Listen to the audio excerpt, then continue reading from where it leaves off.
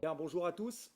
Merci d'être présents dans un moment qui n'est pas forcément évident. Vous le savez, non seulement pour le club, et même à titre personnel, parce que vous savez très bien le lien que j'avais avec Fabio Celestini et ses idées ou son engagement par rapport au club. Je suis toujours assez sensible, évidemment, à ce qui se passe avec les gens qui sont locaux, parce que je défends le même point de vue que quand je suis arrivé.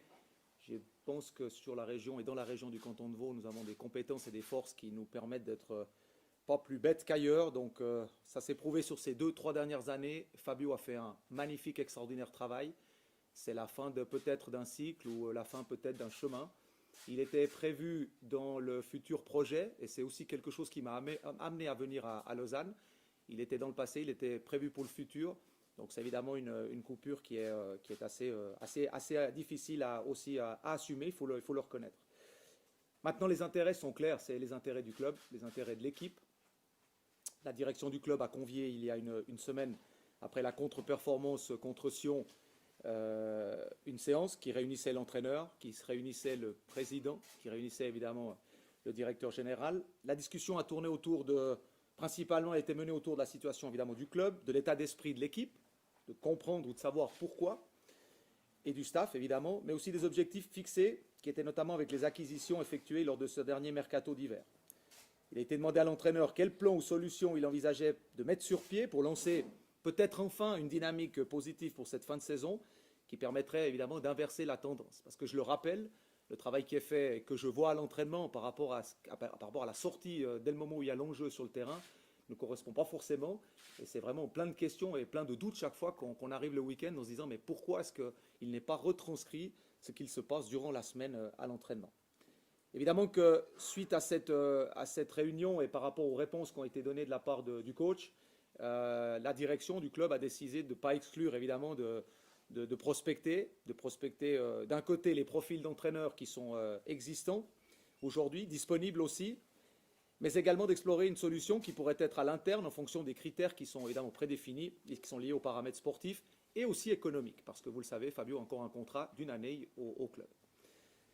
Donc en complément à ces démarches, nous avons une discussion vendredi assez constructive avec le vestiaire, puisqu'il y a eu quelques bribes de signaux, en tout cas à Bâle, dans le comportement et dans ce qui est l'ADN en fait de cette équipe. Et le groupe a livré quelques informations assez claires. Il a exprimé quelques nécessités aussi, quelques besoins. Et je dois vous avouer, pour l'avoir vu seul, c'est que je n'étais pas surpris, mais ça m'a beaucoup intéressé, puisque c'est ce qui a, entre guillemets, orienté aujourd'hui le choix qu'on a fait avec non pas une, mais plusieurs personnes qui viendront. J'aime pas parler de chevet quand on est dans la situation qu'on est maintenant, même si beaucoup d'entre vous pensent que c'est déjà peut-être bientôt cuit. Moi, je ne pense pas. Mais venir en tout cas en soutien à l'équipe à partir déjà de cet après-midi. La question qu'on s'est posée dans cette observation ou dans cette prospection de plusieurs, évidemment certains sont candidats, d'autres c'était peut-être des volontés. On est dans une situation où la première question était est-ce qu'un seul nom, parce que c'est un petit peu le côté sexy de faire venir un nom, et ça servirait au directeur sportif de se protéger en disant tiens je fais venir un nom et puis comme ça j'ai fait mon boulot. Non, on va un peu plus loin que ça. La réflexion a été de se dire il reste 4 semaines. 4 semaines, c'est-à-dire un petit mois. Est-ce qu'un seul nom ou une seule personne aujourd'hui est capable de me garantir qu'il est, entre guillemets, en mesure de faire presque des miracles, j'ai presque envie de dire, en 4 petites semaines, en sachant que cette équipe a un ADN très marqué, en sachant qu'il y a un profil de joueurs très différent. Donc il y a pas mal de questions qui se sont posées avec ça. Et surtout le délai. C'est surtout le délai qui m'interpellait. Alors certains diront que oui, certains diront que non. Nous, on pense de notre côté qu'il fallait mettre évidemment toutes les chances et les ressources disponibles de notre côté pour espérer évidemment l'issue qu'on souhaite tous. Et pour ça, aller attaquer aujourd'hui ou aller éventuellement s'attacher les services d'un entraîneur qui peut-être vient tout juste d'être, on va dire, remercié du club dans lequel il est, ou aller peut-être à la recherche d'un entraîneur qui est sans activité depuis un certain temps, ça devient compliqué aussi. Et de proposer aujourd'hui un nouvel entraîneur, de lui dire de connaître absolument sur le bout des doigts l'effectif à disposition, le championnat, la langue, parce qu'il y a plusieurs choses évidemment qui doivent rentrer en ligne de compte, c'est compliqué. C'est ce qui a rendu en fait la recherche, la prospection relativement complexe. Et il n'y avait pas du tout une volonté de se séparer de Fabio Celestini, si évidemment le contexte aujourd'hui, parce que c'est plus le contexte qui le demande, nous l'impose.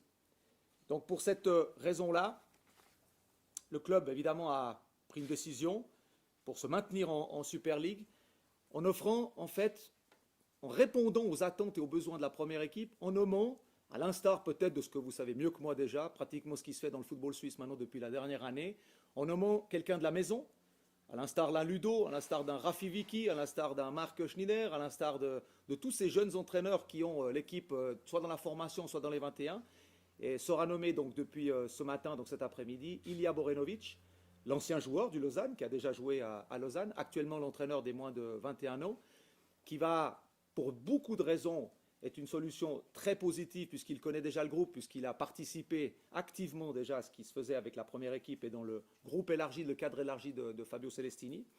Il sera secondé de Xavier Marguera. Et pourquoi un ancien joueur? Parce que cet ancien joueur professionnel et international viendra être le lien direct avec la première équipe. Ce sera un lien précieux entre le vestiaire et le terrain. Il parcourt actuellement ses papiers d'entraîneur et ça, ce sera très très important en termes de confiance. Il a évidemment gardé un contact absolu avec ses derniers coéquipiers, ses anciens coéquipiers, et je pense qu'il sera d'une aide évidemment plus que légitime dans cette équipe-là. Nous aurons dans ce nouveau, entre guillemets, staff, parce qu'on parle bien de staff, d'entreprise commune, nous aurons également la présence de William Niederhauser, que vous connaissez aussi avec son expérience internationale, qui est le préparateur physique des équipes nationales de jeunes, qui a été l'adjoint de notre ami Bernard Chaland à Zurich et qui a connu pas mal de succès aussi dans les coupes, on va dire, de Nord d'Afrique avec la Tunisie. Donc ça, je vous laisse faire son pédigré, vous le connaissez aussi bien que moi.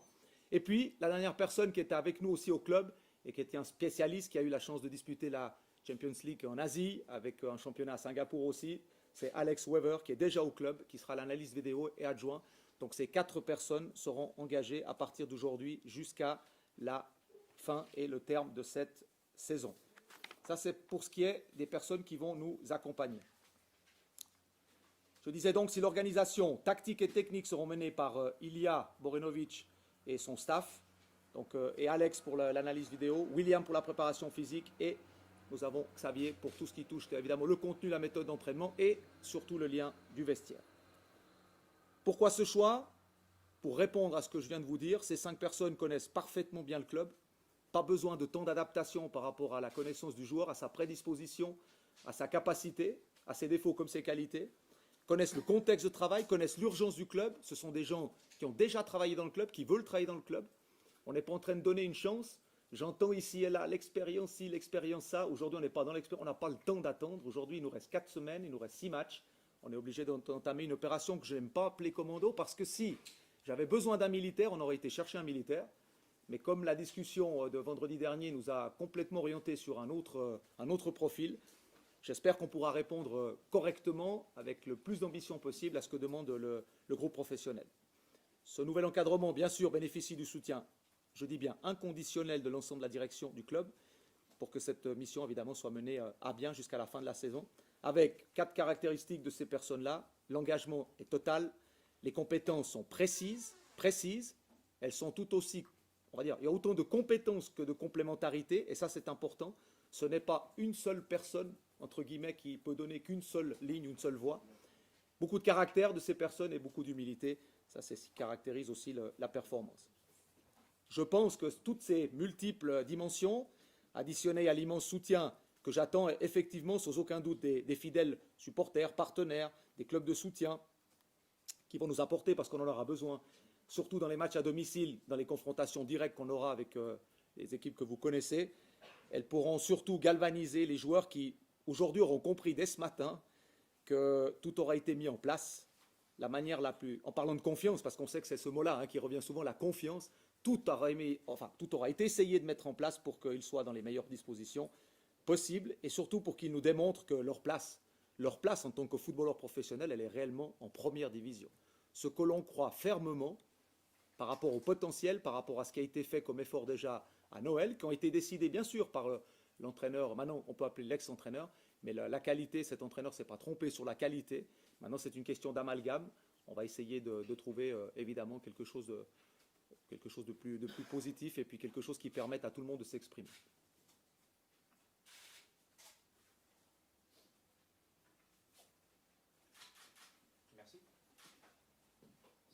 peut-être inviter le nouveau staff à nous rejoindre devant. Encore une petite précision, parce que dans le staff, on a appelé que le staff, évidemment, une partie du staff était remerciée. Il y a une personne fondamentale dans un staff pour un poste très spécifique qui reste avec nous, et je le remercie. C'est bien sûr Florent Delay, pour que Thomas ait son homme de confiance et son homme de confidence, notre portier numéro 1. Donc Florent sera avec le staff, le nouveau staff arrive.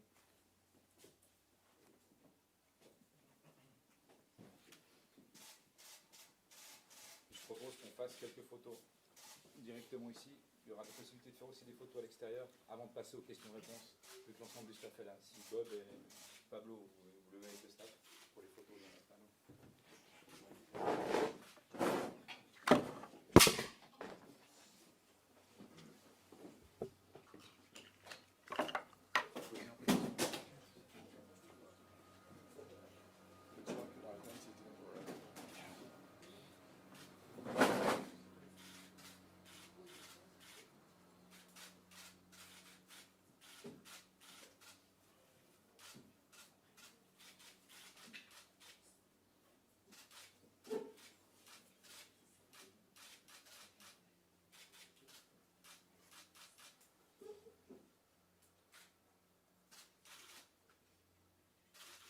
Allô? Si c'est pour tout le monde,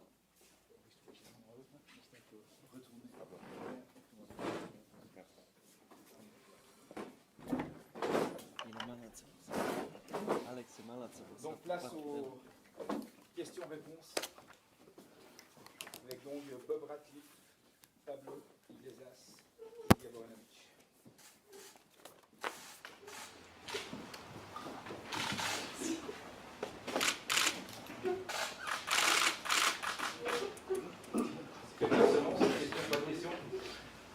Est-ce que tu as hésité à accepter cette proposition? Comment ça s'est passé? En aucun moment, concrètement, je m'y attendais un peu. Puis je me suis de mon côté préparé à ça. Donc dès que là, j'ai eu l'appel de Pablo, j'ai pas hésité sur ce côté. C'est d'ailleurs avec plaisir que j'ai accepté cette proposition et que je profite de remercier encore une fois publiquement le club pour la confiance qu'il m'a donnée. Pablo l'a dit avant, les joueurs ont exprimé des besoins, c'est comme ça que tu l'as dit, avec des attentes de la part des joueurs. En quoi, toi, tu vas pouvoir répondre à ces besoins? Qu'est-ce que tu vas apporter à ce groupe qu'on voit sur le terrain, qui a un manque de confiance, qui a un peu peur de jouer? Qu'est-ce que toi, tu vas apporter? On va justement essayer de leur enlever cette peur, de leur donner la confiance, de montrer qu'on croit en eux. Moi, je pense qu'il s'agit d'un groupe extraordinaire avec des garçons travailleurs qui montrent tous les jours aux entraînements en match, qui tient à ce maintien, et puis qu'on va justement essayer de régler quelques détails qui les ont peut-être freinés dans ces possibilités d'exprimer tout leur potentiel, et puis voilà, tout simplement leur donner confiance, peut-être être à l'écoute des joueurs, essayer de les entourer peut-être un peu différemment, et puis voilà, de mener à bien avec eux, c'est finalement eux qui vont mener cette mission jusqu'au succès. Pablo, vous avez les diplômes pour pouvoir entraîner aussi en Super League. Est-ce que vous avez pensé à reprendre la première équipe? À titre personnel, Ouais. alors je pense que ce serait, c'est pas que j'aime pas le banc, hein, j'étais d'ailleurs très bien dans le vestiaire il y a quelques jours pour parler avec les joueurs, mais je pense que ce serait une énorme erreur à double titre. Sur le plan très positif, Pablo arriverait à faire avec son équipe, à maintenir l'équipe en première division, ce serait bienvenu au suivant, entre guillemets, à celui qu'il faudrait engager. En plus, il y a une saison à préparer, on ne peut pas dire qu'on ait pris de l'avance en termes de mercato sur les joueurs dont nous sommes positionnés aujourd'hui.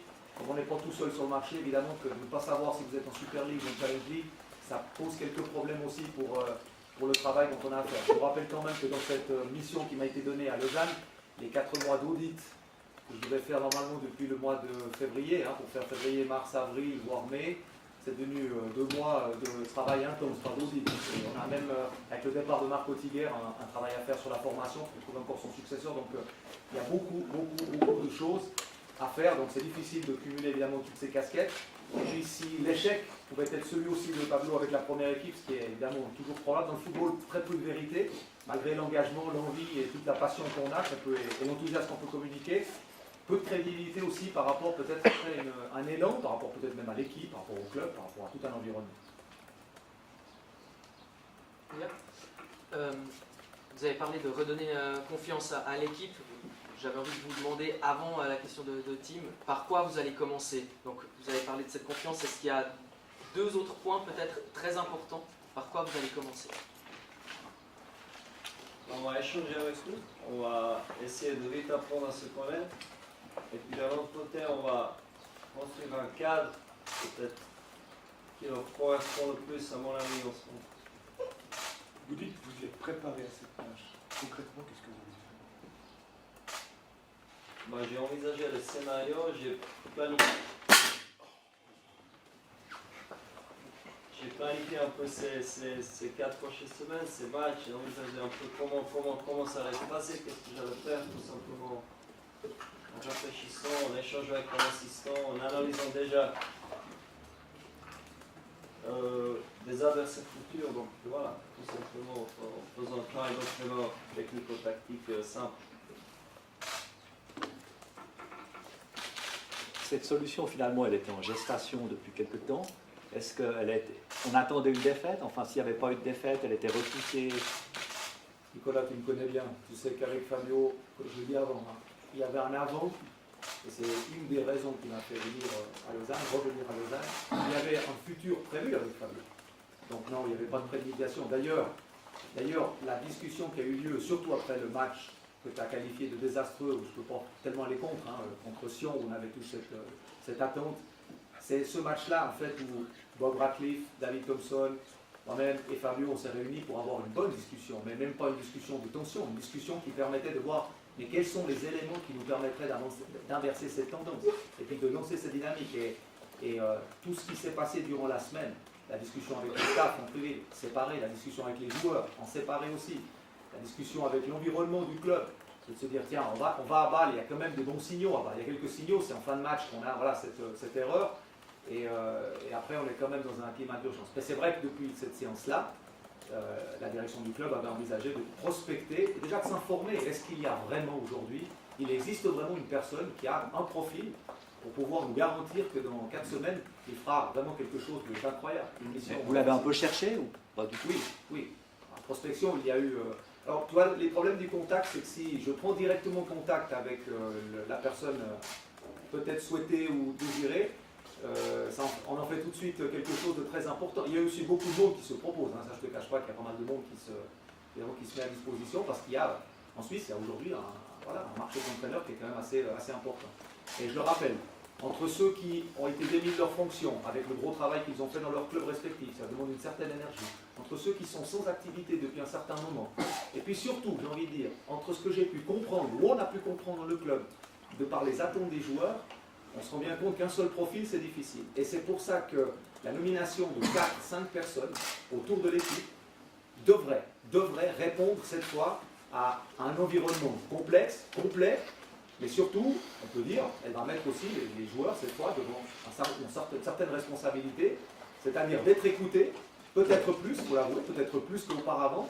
On était avant sur peut-être un schéma qui était, on va dire, imposé, entre guillemets, qui était donné parce qu'il y avait une idée de jeu extrêmement précise, pertinente, que vous connaissez tous, et peut-être qu'il y avait une écoute un tout petit peu plus modérée. On va essayer d'inverser cette tendance avec une écoute un peu plus importante, mais si c'est peut-être le facteur qui fait que ces joueurs-là arrivent à se libérer, à reproduire ce qu'ils font durant la semaine, je me veux vraiment très positif. Parce que vous l'avez vu hier, il y a par moment dans le match, il manque une certaine phase de jeu pour être un tout petit peu plus ambitieux et percutant, mais c'est des joueurs qui savent utiliser le ballon. Donc je ne pense pas qu'on peut perdre, c'est un peu comme le vélo, hein, je ne pense pas qu'on peut perdre son football à un point, à ne plus savoir quoi faire de la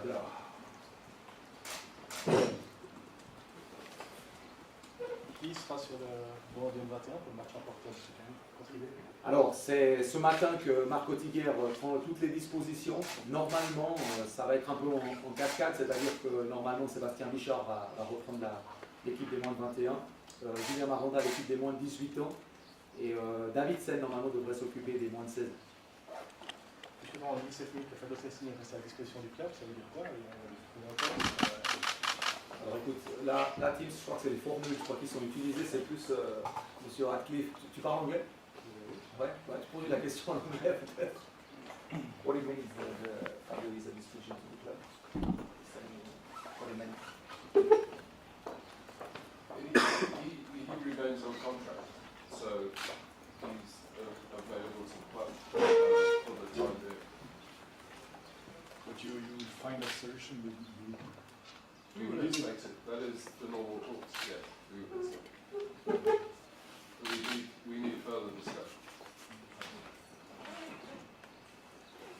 et le contrat de ce nouveau staff porte seulement sur les 4 prochaines semaines. Ouais, alors ils sont liés déjà dans le club. Hein. Et il faut pas oublier que. Je veux dire, s'ils arrivent à assurer le maintien, est-ce qu'ils continuent On aura une discussion en fin de saison. Je pense qu'il faut plus se concentrer maintenant sur l'essentiel qui sont les 6 derniers matchs, les 4 semaines, et puis ensuite de ce qui va être produit, on verra ce qui se passera pour la suite. Donc pendant ces 4 prochaines semaines, vous mettez en veilleuse la recherche d'un futur entraîneur pour la saison prochaine. On ne peut pas mettre en veilleuse. Aucune recherche. C'est un peu comme le mercato des joueurs. Tu dois toujours être attentif à ce qui se passe sur le marché. Et puis le profil d'un futur éventuel entraîneur, ça c'est une discussion que voilà, on doit être alerte sur tout ce qui se passe. Comme je disais avant, hein, il faut savoir dans quelle catégorie aussi tu évolues. Aujourd'hui, on a un seul focus, c'est la première division. Hein, c'est la Super League, donc c'est pas les mêmes profils non plus d'entraîneurs quand tu es en Super League que tu es en Interleague. Question pour Ilia. Généralement, quand il y a un changement de coach, c'est qu'on a quelques jours à disposition. Là, c'est 48 heures avant d'aller à Berne. C'est assez particulier. On va faire état des lieux un peu de ce qui s'est passé hier au match. Il faudra justement voir s'il y a quels jours sont disponibles pour le match contre l'idée, on prendra la décision. C'est une chance ou une difficulté supplémentaire d'aller affronter le leader dans un stade où il y aura beaucoup de monde, où eux n'ont pas ces problèmes psychologiques, ils sont plutôt euphoriques. C'est tout l'inverse. Donc c'est une aide ou c'est une difficulté supplémentaire d'affronter pareil adversaire? Je pense que c'est plutôt positif parce que ça nous permettra déjà de mettre quelque chose en place, de mettre sans trop d'attente, sans trop de pression.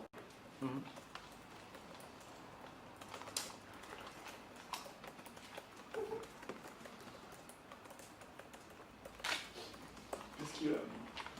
Je n'ai pas le calendrier en tête, mais qu'est-ce qui va être la clé pour le maintien?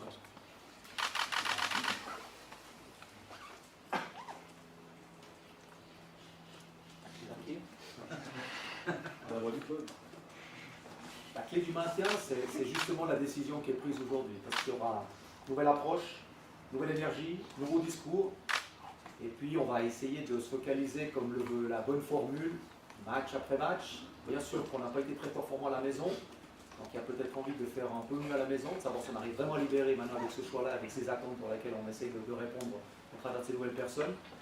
Mais on voit bien que personne n'attend certains résultats. Celui du Galocion n'était pas forcément celui qui était attendu. Donc on voit bien qu'on est capable d'aller faire des choses extraordinaires contre des équipes juste incroyables du championnat, ou celles qui ont performé durant le championnat, qui sont balayées Young Boys. Et puis de l'autre côté, on se dit que à la maison, on aurait pu glaner quelque chose d'un petit peu plus important de ce qui était fait. Mais je crois que on ne peut pas tellement spéculer sur, ce sont les deux confrontations directes, parce qu'on a quand même deux à la maison, il ne faut pas l'oublier, du Grasse au Père dans une semaine. Donc ce sont des adversaires vraiment directs. Est-ce que c'est ça qui fera la différence? Je ne sais pas. Je ne sais pas quel est l'état d'esprit aujourd'hui de Saint-Gall, qui lui a pratiquement terminé sa saison. Il sait exactement où il va finir, pratiquement, si ce n'est pas en Europe, en tout cas il ne va pas être plus bas que 5e. Donc quel état d'esprit? Le dernier match à Saint-Gall va se discuter. Est-ce qu'il faudra sauver la peau d'un collègue alémanique, ou parce qu'on ne pense pas qu'on va compter tellement sur l'aide de nos collègues alémaniques. Donc voilà, comment est-ce que ça va se dérouler? Ça c'est difficile. J'ai le souvenir qu'il y a 2 ans, le jour où Zurich descend, j'ai fait le match de Lugano Saint-Gall. Saint-Gall c'était foutu de début du monde, il y avait 3-0 après 10 minutes. Donc ils avaient tout fait pour que Zurich tombe. J'espérais qu'il n'y ait pas de... Alors j'espère avec toi. Comment que tu l'imagines?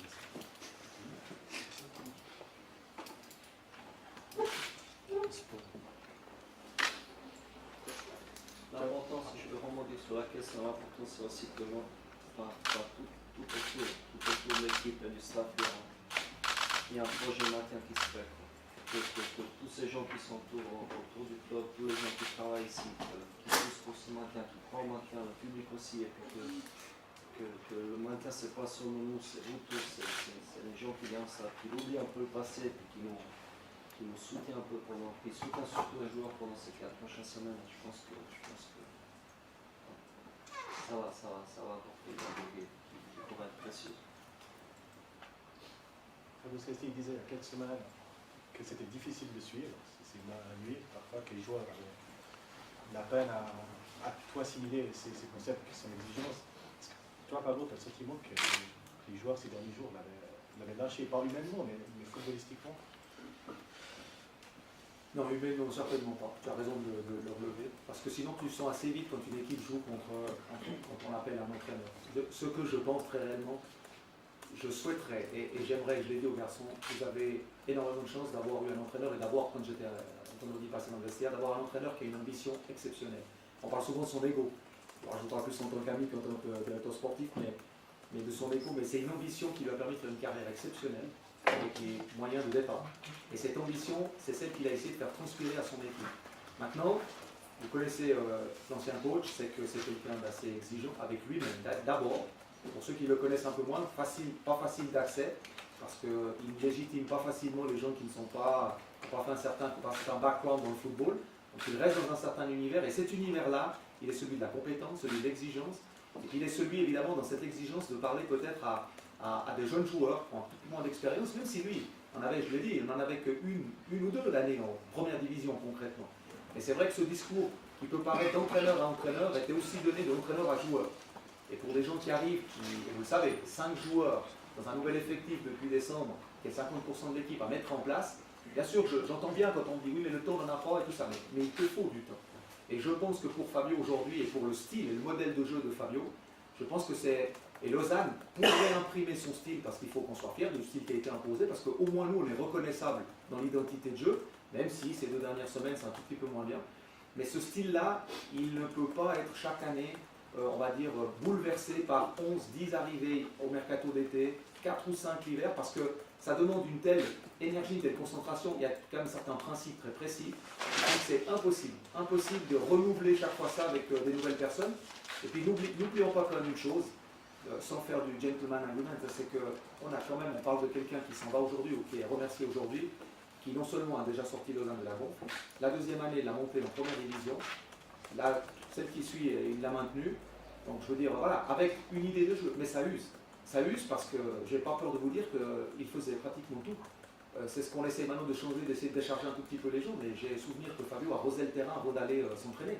J'ai souvenir que Fabio faisait des choses qui, pour un club de professionnels, ce n'était pas forcément lui. Donc aujourd'hui, il est peut-être, entre guillemets, j'aime pas ce mot-là, la victime de ces 2, 3 très bonnes années qu'il a effectuées au club. Mais je pense que ce ne serait pas le seul responsable aujourd'hui, peut-être, de cette usure ou de cette fatigue mentale, peut-être qu'il a aussi. Parce qu'il faut aussi l'avouer, sur le dernier mois, il a essayé beaucoup de choses, d'adapter son discours, il a changé la formule, il a changé le type d'entraînement, il a fait beaucoup d'efforts. Donc c'est pour ça que j'ai envie de dire aujourd'hui, ceux qui sont quand même devant certaines responsabilités, avec un staff qui est plein d'énergie, plein de dynamisme, qui amène, comme je l'ai dit avant, nouvelle approche, nouvelle énergie, de répondre à certains besoins. Maintenant, c'est les garçons. On a besoin des garçons qui comprennent bien. Et je rebondis sur ce que disait Ilia tout à l'heure. Changer un peu l'atmosphère, c'est surtout qu'on n'est plus dans le modèle ou le style ou la méthode.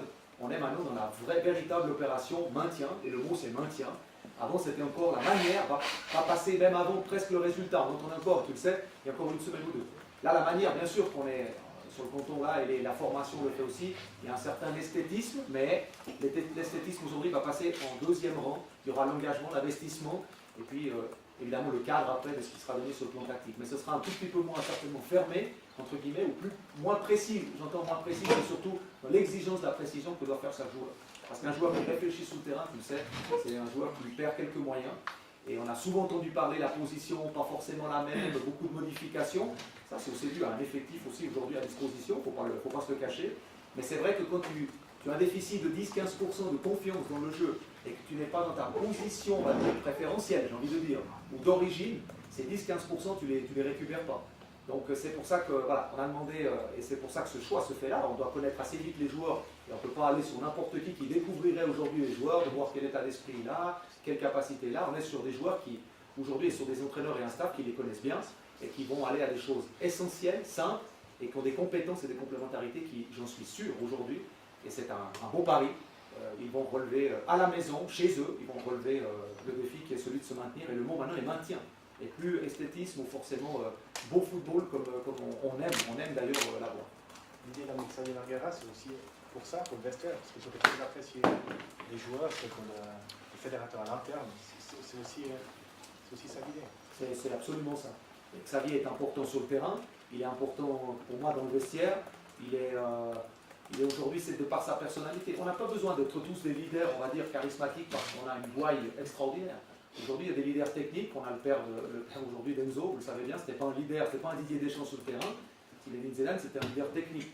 Aujourd'hui, il y a ce type de personnalité que l'équipe, sur ce qu'elle a transmis, et qui a orienté notre choix, elle a transmis aujourd'hui la direction qu'elle avait besoin de personnes qui peut-être, pas uniquement à l'écoute, mais qui ont besoin d'être renforcées positivement, peut-être dans une ou deux de leurs actions, de leurs activités. Et Xavier correspond parfaitement à ce profil parce que c'est juste une personne extraordinaire humainement, et puis surtout qui a des compétences de footballeur et une expérience que peu, il faut le dire, peu ont dans le vestiaire. Pas beaucoup de monde a disputé une Coupe du Monde, ou pas beaucoup de joueurs ont eu la chance de faire la carrière qu'il a fait à l'étranger ou en Suisse.